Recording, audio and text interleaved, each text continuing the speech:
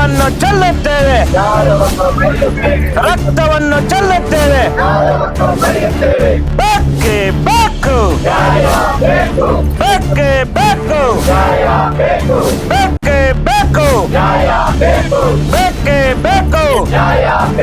ರೈತ ವಿರೋಧಿ ಜನಪ್ರತಿನಿಧಿಗಳಿಗೆ ಹೇಳಿ ಧಿಕ್ಕಾರ, ರೈತ ವಿರೋಧಿ ಜನಪ್ರತಿನಿಧಿಗಳಿಗೆ ಹೇಳಿ ಧಿಕ್ಕಾರ.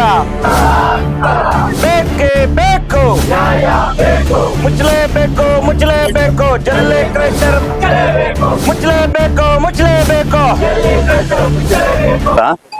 ನನ್ನ ಹೆಸರು ಬರೇವಾಡ ಅಂತ ತಿಪ್ಪೇನಹಳ್ಳಿ ಅವರು.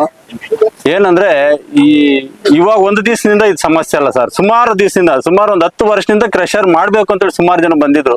ನಾನು 2015 ಗ್ರಾಮ ಪಂಚಾಯತ್ ಅಧ್ಯಕ್ಷನಾಗಿದೆ. ಅವಾಗ ನನಗೂ ಕೇಳಿದೆ, ಇಲ್ಲಿ ಏನೋ ಕ್ರಷರ್ ಮಾಡ್ಬೇಕು, ನಿಮ್ ಕಣ್ಣಿನ ಒಂದು ಲೈಸೆನ್ಸ್ ಬೇಕು ಅಂತ.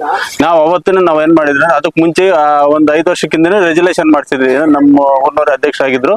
ಅವಾಗೂ ಯಾವುದೇ ಕಾರಣಕ್ಕೂ ಇಲ್ಲಿ ಜಲ್ಲಿ ಕ್ರಷರ್ ಕೊಡಬಾರ್ದು. ಯಾಕಂತಂದ್ರೆ ಇಲ್ಲಿ ಬೆಟ್ಟಕ್ಕೆ 1 ಗಂಟೆಗೆ ರೈತರ ಜಮೀನು ಇರೋದು, ಏನೋ ಸುಮಾರು ದೂರ ಏನಿಲ್ಲ. ಎಲ್ಲ ಬೆಟ್ಟಕ್ಕೆ 1 ಗಂಟೆಗೆ ಅಲ್ಲೇ ವ್ಯವಸಾಯ ಮಾಡೋದು, ಅಲ್ಲೇ ತಿನ್ನೋದು, ಅಲ್ಲೇ ದನಗಳು ಮೇಯಿಸೋದು. ಇದನ್ನ ಬಿಟ್ರೆ ಇನ್ನು ಬೇರೆ ಜೀವನ ಅಂಶನೇ ಇಲ್ಲ ನಮ್ಮ ರೈತರಕ.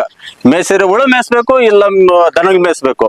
ಇಷ್ಟು ಬಿಟ್ರೆ ಇನ್ನೇನು ಇಲ್ಲೇ ನನಗೆ ಗಣಿದೊಂದಿಗೆ ಇಲ್ಲಿ ಯಾರು ಇಲ್ಲ. ಇಲ್ಲಿ ಏನೋ ಅದನ್ನ ಭೂಮಿ ನಂಬಬೇಕು, ಭೂಮಿ ತಿನ್ಬೇಕು, ಅಷ್ಟೊಂದು ತಿನ್ಕೊಂಡಿರುವಂತ ರೈತರು. ಅದಕ್ಕಪ್ಪ ಅವತ್ತಿನಿಂದ ನಾವು ಕೊಡಕ್ ಆಗೋದಿಲ್ಲ ಅಂತ ಅವತ್ತು ಕಡ್ಡಾಯ ಹೇಳಿದ್ವಿ. ಆಮೇಲೆ ನಾವಿದ್ದಂಗೆ ರೆಜುಲೇಷನ್ ಮಾಡಿದ್ವಿ, ಏನೋ ಪಂಚಾಯತಿನಲ್ಲಿ ಯಾವುದೇ ಕಾರಣಕ್ಕೂ ಕೊಡಬಾರ್ದು ಕ್ರಷರ್ ಇಲ್ಲಿ. ಯಾಕಂದ್ರೆ ನಮ್ಮ ರೈತರು ಬಂದು ಜಾಸ್ತಿ ಬಡವರು ಇಲ್ಲಿ ಇರೋದು, ಅದಕ್ಕೆ ನಾವು ಕೊಡಬಾರ್ದು ಅಂತೇಳಿ ಅವತ್ತು ರೆಜುಲೇಷನ್ ಮಾಡಿಸಿದ್ವಿ. ರೆಜುಲೇಷನ್ ಮಾಡಿಸಿ ಎಲ್ಲ ಇದು ಮಾಡಿದ್ ಮೊನ್ನೆ ರೀಸೆಂಟ್ ಆಗಿ 2017ರಲ್ಲಿ, 27ರಲ್ಲಿ, ಮೊನ್ನೆ 25ರಲ್ಲಿನೂ ಒಂದ್ಸರಿ ರೆಜುಲೇಷನ್ ಮಾಡಿಸಿದ್ವಿ. ಏನು ಯಾವ್ದೇ ಕಾರಣಕ್ಕೂ ಕೊಡಬಾರ್ದು ಅಂತೇಳಿ ರೆಜುಲೇಷನ್ ಮಾಡಿಸಿದ್ರೆ ಏನಂದ್ರೆ ಸಮಸ್ಯೆ ಇಲ್ಲಿ ಒಂದು ಅರ್ಧ ಕಿಲೋಮೀಟರ್ ಕೂಡ ಆಗಲ್ಲ ಸರ್. 1,000 ಜನ ಮಕ್ಕಳು BGS ಸ್ಕೂಲ್ ಐತಿ ಇಲ್ಲಿ. ಏನೋ ಇವರು ಲೈಸೆನ್ಸ್ ಕೊಡ್ತಾರೆ, ಇಲ್ಲಿ ಗಣಿಗಾರಿಕೆ ಮಾಡ್ತಾರೆ, ಅದೇ ಸ್ಕೂಲಿಂದ ಮುಂದೆ ಹೋಗ್ಬೇಕು. ಮಕ್ಕಳನ್ನ ಯಾರು ಕಾವಲಿದ್ದು ಯಾವತ್ತು ನಾವು ಸ್ಕೂಲ್ ಕಳ್ಸಕ್ ಆಗಲ್ಲ.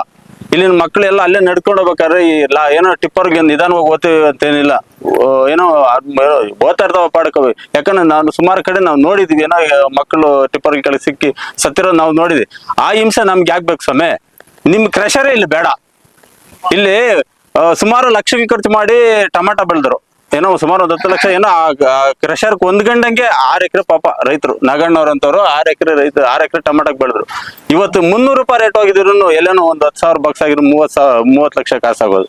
ಇವತ್ತು ಅದು 1 ರೂಪಾಯಿ ಕಾಸಾಗಿಲ್ಲ. ಯಾಕಂದ್ರೆ ಧೂಳು ಬಂದು ಕೂತ್ಕೊಂಡೆ 4 ದಿವಸ ಅವ್ರು ಸ್ಟಾರ್ಟ್ ಮಾಡಿದ್ದು, 4 ದಿವಸಕ್ಕೆ ಧೂಳು ಮುಚ್ಕೊಂಡು ಟಮಾಟ ಎಲ್ಲ ಹೋಯ್ತು ಹಾಳಾಗಿ. 10 ಲಕ್ಷ ಇವಾಗ ರೈತರಿಗೆ ಯಾರು ಕಟ್ಕೊಡೋದು?